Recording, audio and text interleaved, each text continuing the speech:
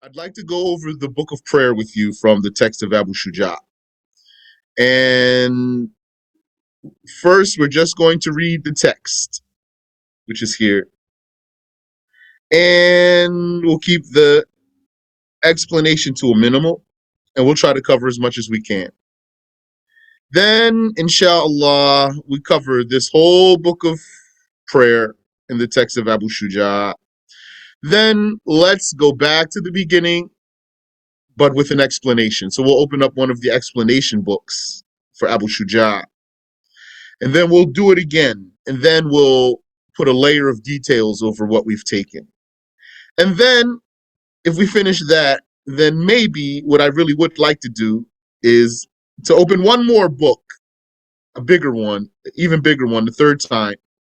And again, we'll cover the book of prayer in Abu Shuja. If we do that, then inshallah, if Allah enables us to complete that, then we will have studied prayer very well. We will have gathered lots of good details and had a good review for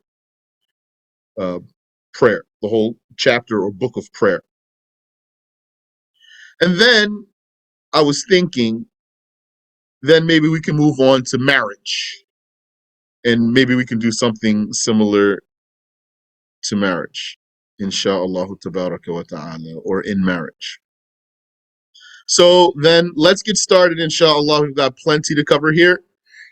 This is going to be obligatory prayers, optional prayers, all sorts of things about prayers. The author says, may Allah have mercy upon him. Chapter. There are 5 obligatory prayers. Dhuhr prayer. The beginning of its time is by the declination, the declining, that means going down, of the sun. Meaning, in the morning the sun rises, and in the afternoon the sun sets. So there must be somewhere in the middle.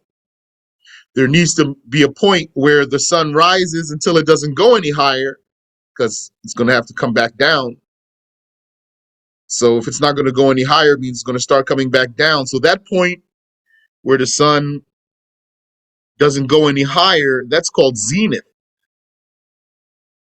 That's real noon, when the sun is in the middle of the sky, not 12 o'clock. So after the sun comes out of that peak and starts declining, so it turns into the western side and starts going towards the sunset. That's when Dhuhr time starts. The beginning of its time is by the declination of the sun into the west. Its end is when the shadow of everything is similar in length to what casts that shadow, in addition to the shadow of the zenith. So, if you want to know when Dhuhr time goes out, then there's few facts you need to put together. One, how long was the shadow at noon? The zenith shadow. So I'll say noon. How long was the shadow at noon? That's the shortest shadow of the day. And how long is the object that's casting that shadow? So let's say you had a 6-foot pole. And at noon, this 6-foot pole had a 1-foot shadow. What's 1 plus 6? 7. So when the shadow reaches 7 feet, that means Dhuhr goes out and Asr comes in. So what that means is that when the sun rises in the morning, the shadows are long. The sun rises from the east, so the shadows will be pointing in the west, long. And then as the sun rises and rises in the morning, the shadows get shorter and shorter until the sun reaches its zenith at true noon. That's when the shadows will be their shortest of the day. Right there, catch that shadow. So in our scenario, our 6-foot pole had a 1-foot shadow at noon. Then the sun is going to decline out of its zenith, and the shadows are going to start getting long again. That's why we're going to wait for that shadow to turn 7 feet, even though it's only 1 foot now. We're going to wait for it to turn 7 feet long, and that's when Dhuhr goes out and Asr comes in. And as you know, then the sun's going to be further in the west, getting way closer to the sunset. Now that's the later afternoon. That's Asr time. So is that clear? Is there any question about this that I mentioned now?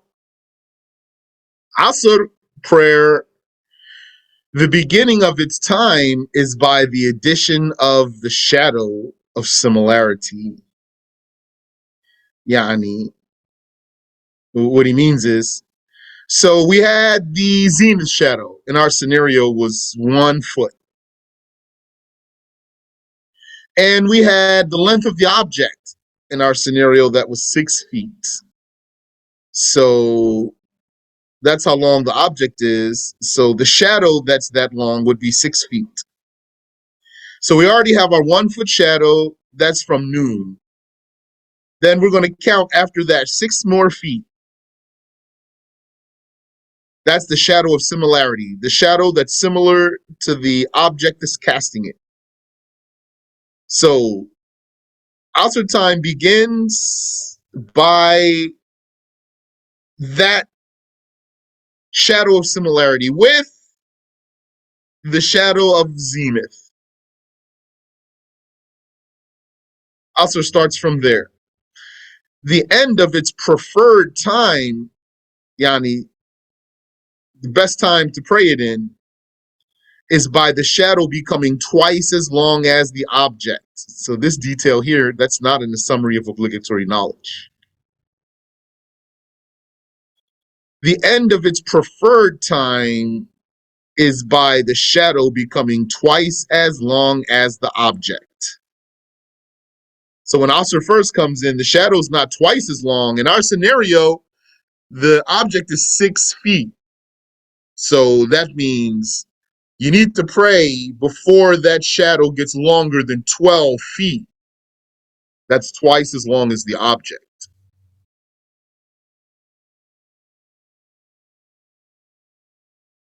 And there's more times in between these. I'm not going to go into those. I'm just going to, as much as I can, stick to the text. And when we go to one of the explanations, then we'll fill in more details, inshallah.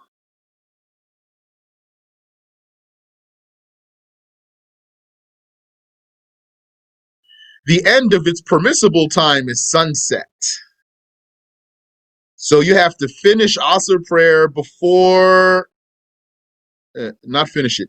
You have to start the Asr prayer so that you could finish it before Maghrib comes in.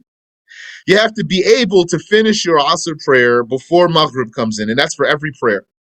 You have to be able to finish your prayer before the next prayer time comes in. Did I say you have to finish your prayer before the next time comes in? I didn't say that. I didn't say you have to finish your prayer before the next time comes in. I was about to say that, but I caught myself. You have to be able to finish your prayer. That means you need to start at a time that will enable you to finish your prayer, say the salam inside of your prayer time. Maghrib prayer has only one time, which is from sunset. That's when the whole disk of the sun goes down. And for the duration needed to call the adhan, make wudu, cover the nakedness, make the iqamah, and pray 5 rak'ahs.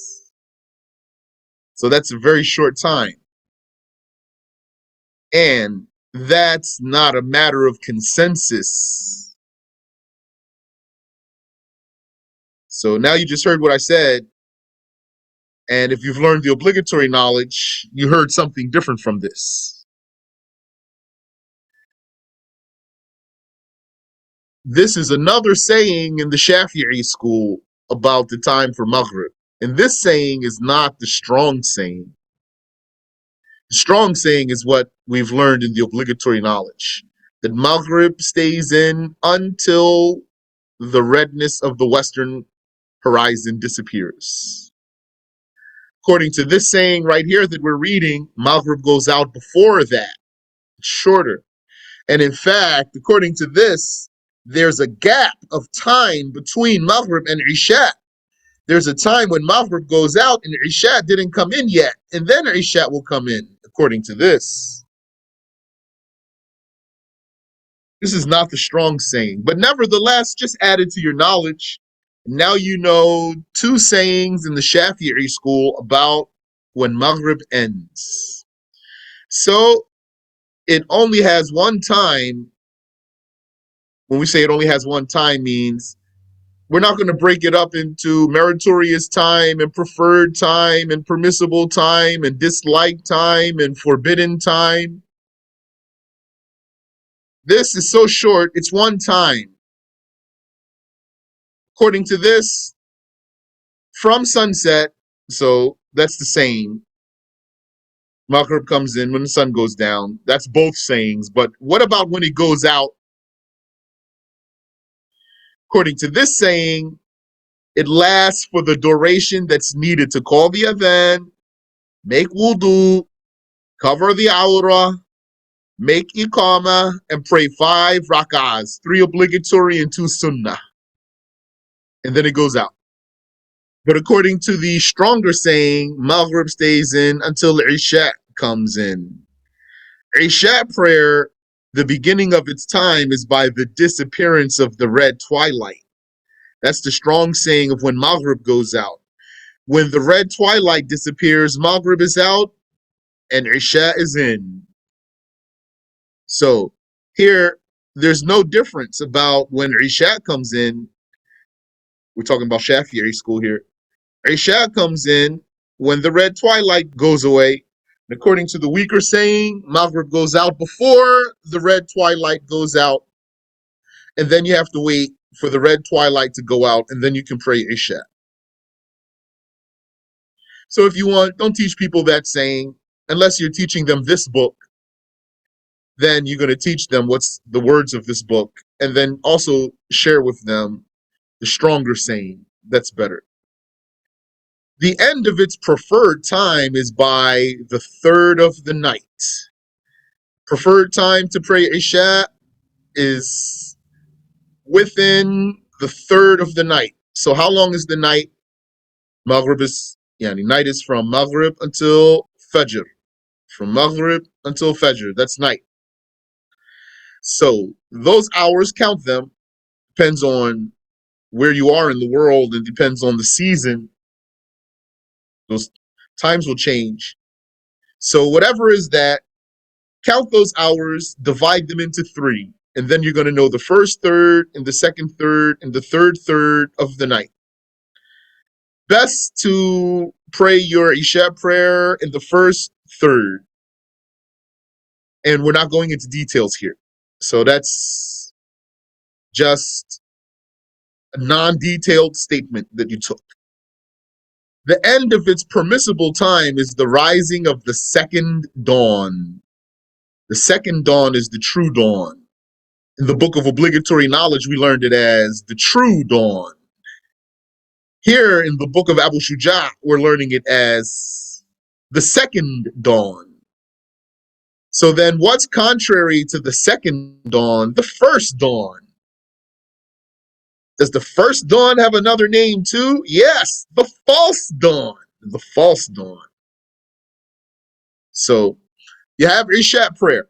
Isha comes in when the redness of the western horizon disappears.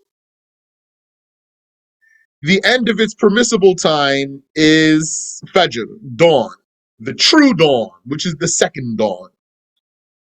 When we pray and we start fasting. What's the first dawn, which is the false dawn? That's a light that goes up into the sky before Fajr really comes in. And that light that goes up into the sky, if you happen to see it, before Fajr comes in, by a half hour, let's say, or maybe third of an hour, that's 20 minutes. This light, there's no judgment for this. So if you see that light, don't worry about it. Fajr's not in yet. Isha didn't go out yet. But some scholars said it's disliked to pray Isha, to delay Isha between the two dawns, the false dawn and the true dawn. Yes, vertical light. Subh prayer is also Fajr prayer. The beginning of its time is the rising of the second dawn, yani when Fajr, the real dawn, comes in. The end of its preferred time is by the spreading of the light. So you know when Fajr first comes in, it's still dark, like it's nighttime. The end of its preferred time is by the spreading of the light. And the end of its permissible time is sunrise. So you need to start your Fajr prayer so that you'd be able to finish it before the sun cracks the horizon. Any question about only what I said? We have a lot to cover, so don't take me out of the subject, please. Okay, can you explain that again, please? The Subh prayer. Yes. So Subh prayer, it starts with the rising of the second dawn, the author says. The rising of the second dawn, which is the true dawn. The true dawn is the light that goes across the horizon, a white light across the horizon. Still going to be dark outside, though. And then that light's going to increase and increase. Then you're going to start seeing more blue in the sky, and the sun didn't come up yet. And then eventually it's going to start getting mixed with redness, and then that redness is going to become more and more intense. All of this is Fajr time, and then the sun will crack the horizon and Fajr will be over. So the beginning of Fajr time is when the dawn comes in, the real dawn, across the horizon.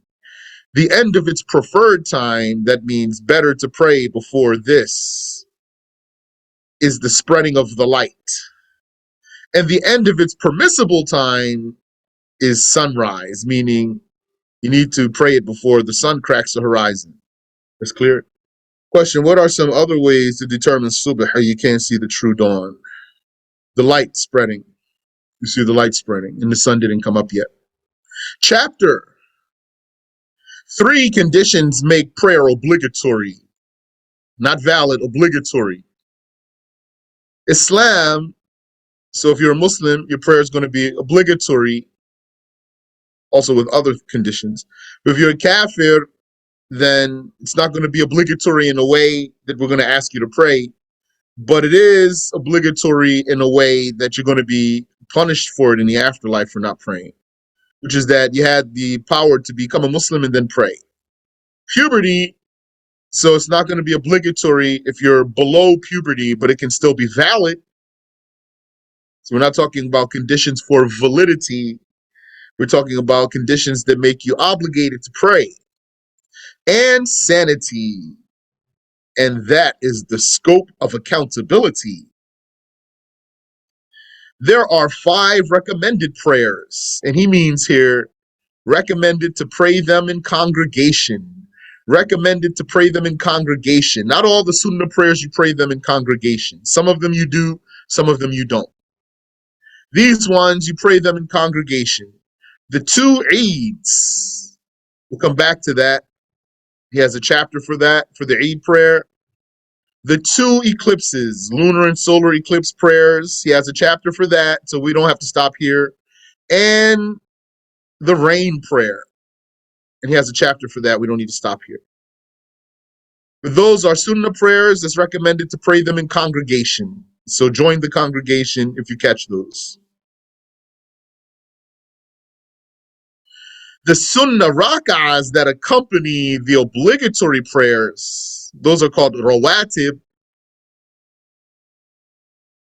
So these are the sunnahs that go with your obligatory prayers, are 17 according to Abu Shuja''s count.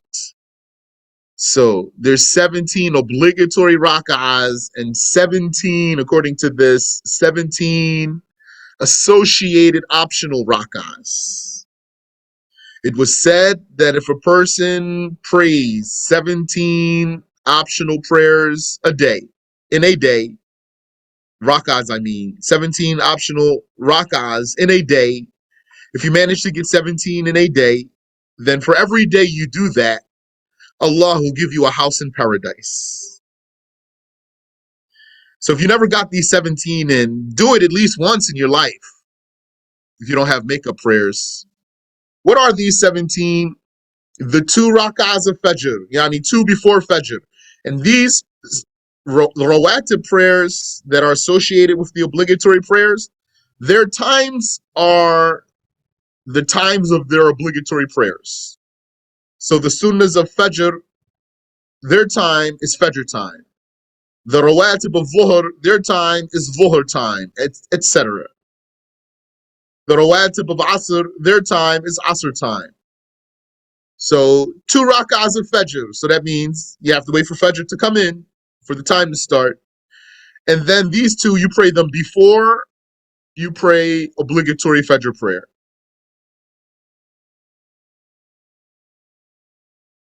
4 before Dhuhr. That means you do 2 and say salam, and then do 2 and then say salam. Then you pray Dhuhr, and 2 after, and then say your salam, and then go on about your business. You want to just get your 17 rawatib in? So get up for Fajr, pray your 2 before Fajr, pray your Fajr, go on about your business. Dhuhr comes in, you got a mission today. So get your 4 in before Dhuhr. You don't have to pray a long time also. Even if you prayed short and quick, that's better than not praying at all. Pray your 4 sunnahs, then pray your Dhuhr, then say your salam, then pray your 2. Okay, going about your business. Then 4 before Asr. So Asr time comes in, pray 2, salam, pray 2, salam, pray your Asr. 4, then salam. None after the Asr. 2 after Maghrib, and 3 after Isha. That means you pray your Isha, say your salam, pray 2, say your salam, and then pray 1 and say your salam. That one is the witr prayer. I'm skipping details, remember. No, not before the time, before the prayer itself. So it means wait for Fajr time to come in and then pray Sunnatul Fajr before you pray Fajr. At Fajr time, pray Sunnatul Fajr at Fajr time before you pray Fajr. Then pray Fajr. Then when Dhuhr comes in, pray Sunnatul Dhuhr. After the Dhuhr came in, pray your 2, then Salam, then your 2, then Salam, then your Dhuhr, then Salam, then your 2, and do Salam, and then you've done your Rawatib for Dhuhr. You said, so you change your intention? Well, for the Sunnah prayer, you're going to intend the Sunnah prayer, your first 2. So if it's Fajr, for example, you're going to say, now I pray the Sunnah of Fajr, or the Rawatib of Fajr, or 2 rak'ahs before Fajr. You mean the ones that go with the Fajr. And then you say Allahu Akbar with that intention. So you pray your 2, say your salam, then stand up, and your intention is, now I pray obligatory Fajr prayer. Allahu Akbar, and then you pray your Fajr. Then when Dhuhr comes in, the time is in. For example, the Mu'adhin started calling Adhan. You said, all right, I want to get these in before they make it Qama. Let me get these. So you prayed your 2s. Your intention is, now I pray 2 rak'ahs before Dhuhr that go with Dhuhr, Rawatib. Allahu Akbar, pray your 2, make your salam. Stand up, do it again. Now I pray 2 before Dhuhr. Allahu Akbar, pray your 2, do your salam. Then stand up for Dhuhr. Now I pray obligatory Dhuhr. Allahu Akbar. Of course, you're making your intention while you say your takbir. Pray your 4. Say your salam. You want to get 2 more in for that Dhuhr? Stand up. Now I pray 2 after Dhuhr. Allahu Akbar. And like that, you go for all the 17 throughout the day. For Isha, you pray your 4 obligatory rak'ahs of Isha. say your salam, stand up, and your intention to pray the associated sunnahs of Isha, 2 of them. Allahu Akbar, pray your 2 rak'ah, say your salam. And then if you just want to do your witr prayer and you don't want to do other prayers, which we're not going to talk about now, then do your witr prayer 1 rak'ah. So your intention is, now I pray 1 rak'ah of witr, Allahu Akbar. So your takbir, pray your single rak'ah, say your salam, you're done for the night. But some of these are more emphasized than others. The sunnah before Fajr, those are very emphatic. Don't miss those. The 1 rak'ah after Isha, also don't miss that. Even if you didn't pray 2, even if you just prayed 1 after Isha, don't miss it. And all of these, you can make them up also. So if it's your goal to pray 17 in a day and then you just couldn't get them, you're too busy, you can make them up. The author said 3 voluntary prayers are emphasized. The night prayer, tahajjud, he means here those prayers that they're not linked to the obligatory prayer. Rather, these are the prayers of the night, the sunnah prayers of the night. Meaning, they don't have a special reason. They don't have any special reason. And it's just that you're praying at night. That's all. You're praying at night for no special reason.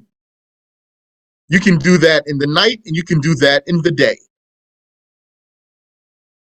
So what you have here then, brothers and sisters, is you have the sunnah prayers that are associated with the obligatory prayers. 17, according to Abu Shuja''s count. Then you also have just the unrestricted sunnah prayers. It's called an-naflul mutlaq. The unrestricted voluntary prayers. Unrestricted. How could a voluntary prayer be restricted? Because it could be restricted to a certain time, or it could be restricted to a certain reason, like your rawatibs, and like some other prayers that have special time or special reason, like the ones we mentioned already, like Eid prayer and eclipse prayer and rain prayer. These are reasons. And Duha prayer, that's a time. So those are not unrestricted absolute sunnahs.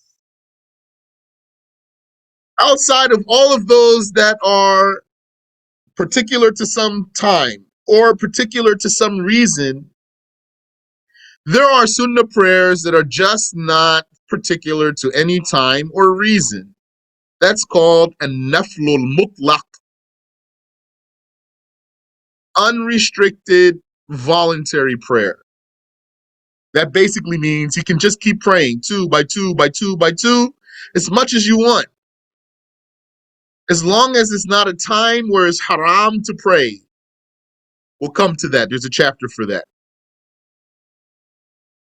So, in other words, you might pray your Dhuhr prayer. Dhuhr time comes in. So you pray 2 before, and then 2 more, and then Dhuhr, and then 2 more. And then you might say, okay, my obligatory prayer is done. My rawatibs are done, and I love the prayer so much, I just want to keep praying. Let me pray for no special reason and for no special time. Allahu Akbar, and then you pray 2 more, and then 2 more, and then 2 more. That's called nafl mutlaq, unrestricted voluntary prayer. Those are sometimes done in the daytime and sometimes done in the nighttime. When you do them in the nighttime, that's called tahajjud, especially if you woke up. If you slept first and then you woke up to pray after sleeping, that's even better. So the unrestricted voluntary prayers of the night are better than the unrestricted voluntary prayers of the day. He mentioned here the night prayers. They are very meritorious.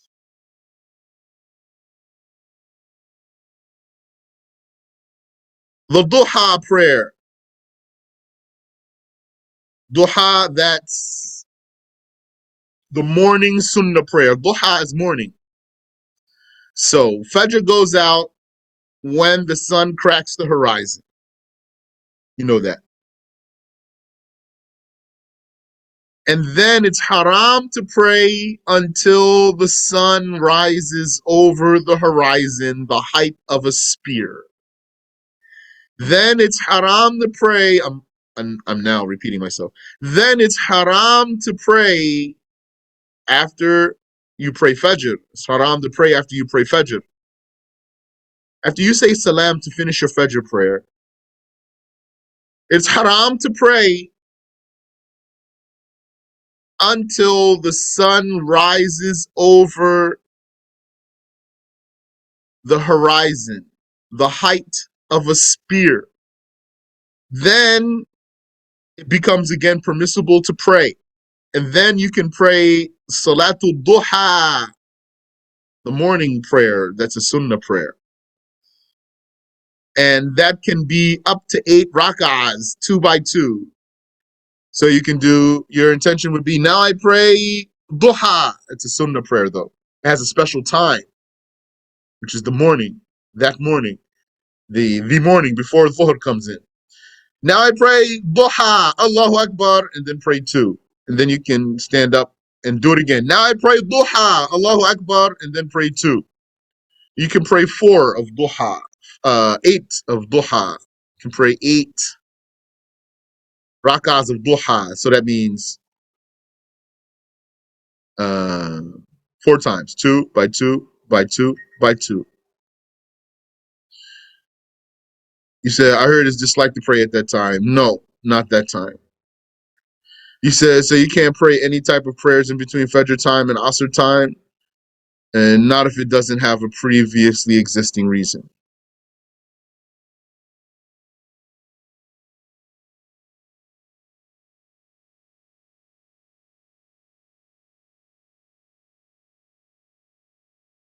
Chapter. The prayer has 5 conditions before commencement, before you start.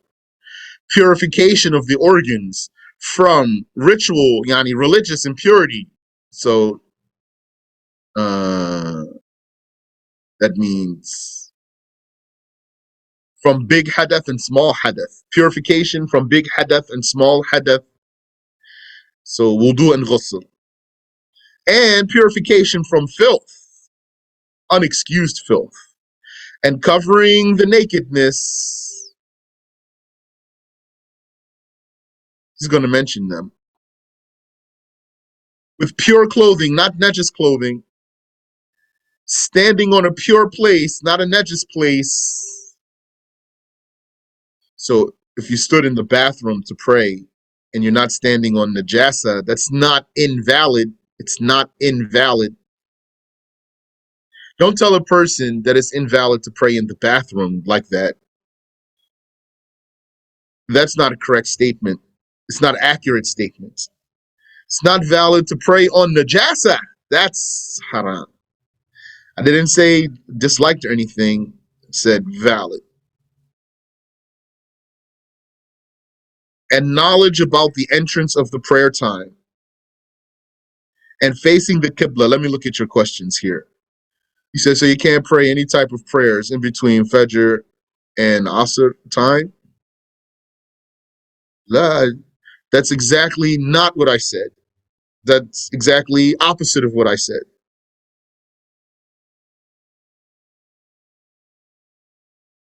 I didn't say that. You said, isn't it between Fajr and Dhuhr? Is what between Fajr and Dhuhr? Duha? Saying is Duha between Fajr and Dhuhr? Your question is not clear. So, yani, Duha is from the time I told you. Not from Fajr, between Fajr and Dhuhr, from the time I told you until the zenith. Duha starts from the time the sun rises over the horizon, the height of a spear. That from there, not from Fajr. Duha time starts when the sun rises over the horizon, the height of a spear, until zenith, until noon. It's not disliked to pray at that time. I'm telling you now, that's a sunnah prayer. So how would it be disliked to pray then if that's a sunnah then?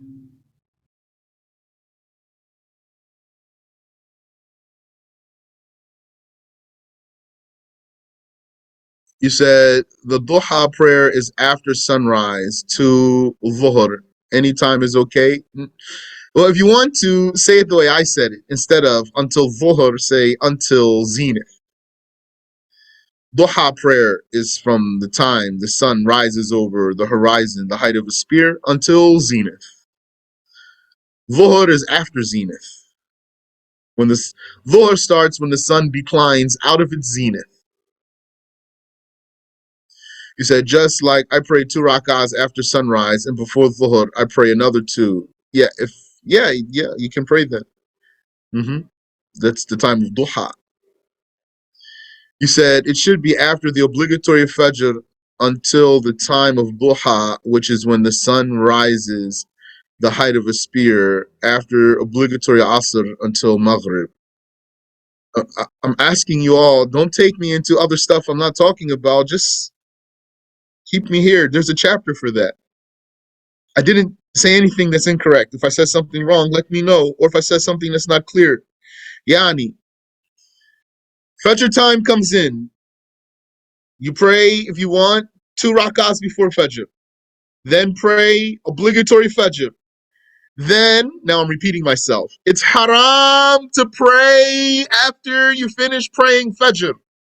After you say the salam of Fajr, it's haram to pray until the sun rises over the horizon, the height of a spear.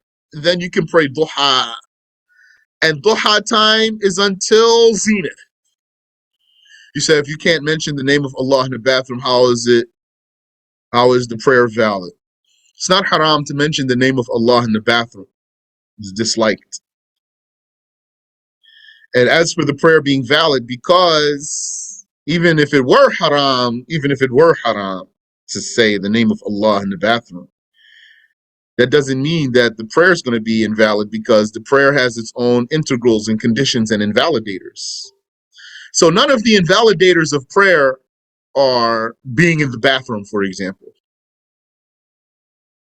The invalidator of prayer is having najasa on you, or standing on najasa, or prostrating on najasa, for example. That's why, if you want to understand fiqh, all the chapters of fiqh, even though we're talking about prayer specifically here, but you have to notice how abstract the words are, because the religion is so universal. You can apply the religion anywhere in the universe. If you're in Alaska, if you live in the snow, if you live in the jungle, if you live in the desert, if you live in the city. So look at how they choose their words there. So here we're at some conditions.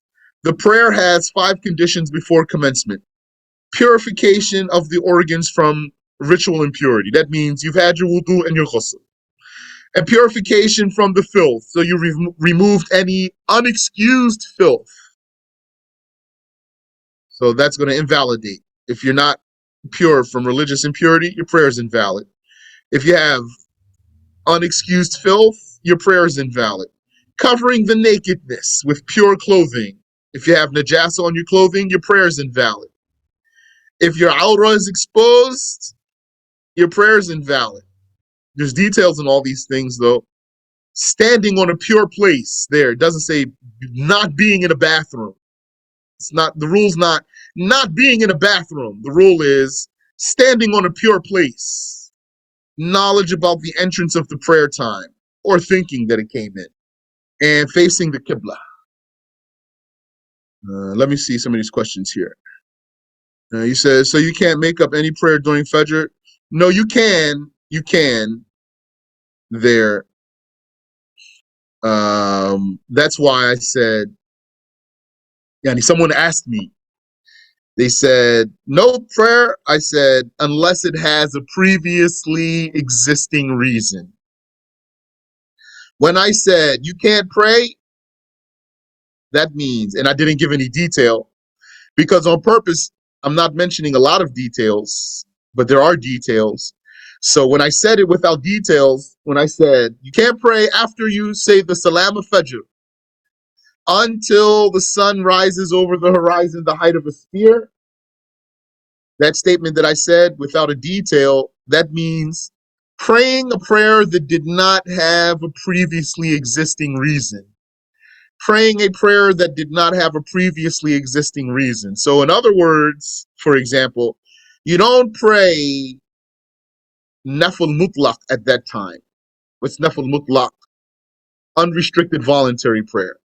You don't pray unrestricted voluntary prayer at that time because it didn't have a previously existing reason. Yes, you can make up a prayer at that time because it had a previously existing reason. Yes. So, what if the qibla is towards the toilet? That doesn't matter. Yeah, that doesn't matter.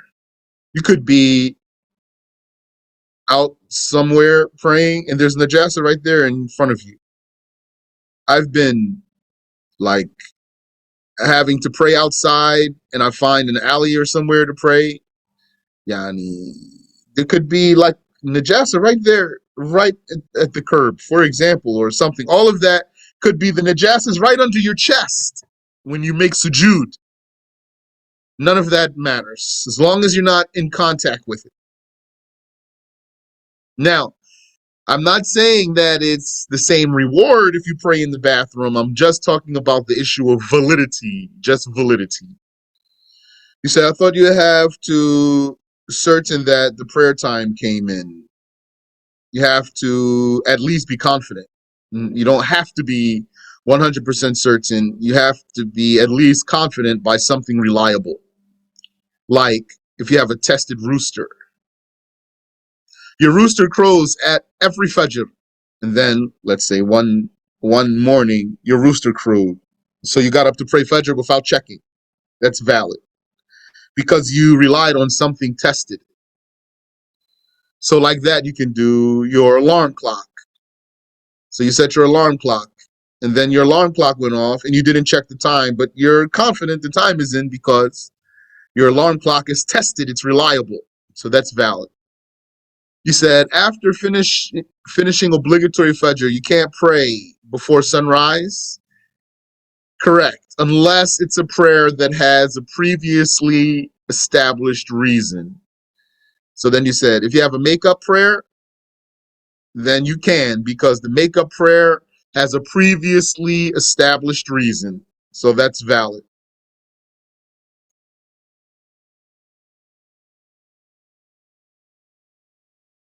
All right. That was really fun for me, mashallah. I'm sorry if I snapped on people. I need to be patient. So that was great. Barakallahu fikum. Let's stop there, and then inshallah next week we'll continue from here. We'll start just from the top of this chapter, the chapter of the conditions of prayer, and we'll repeat whatever we said.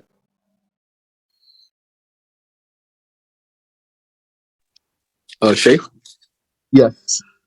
so you said the unrestricted prayer at night is tahajjud? Yes. Okay, so and it's obviously it's better to pray in the last third of the night also? There's details there. Depends on how you want to split your night. You could split your night into 6 parts if you want. You could split your night into half, or you could split your night into thirds, or you can split your night otherwise. Okay. And then you'll see which portions are better. And also, as a general statement, it's better to pray after you wake up in the night. So if you want, sleep first and then wake up and pray. That's even better than just praying after Isha without sleeping. You said, I thought it was a condition for that prayer. Some scholars did talk about that, though. Some scholars talked about that. Inshallah, we'll see when we come back.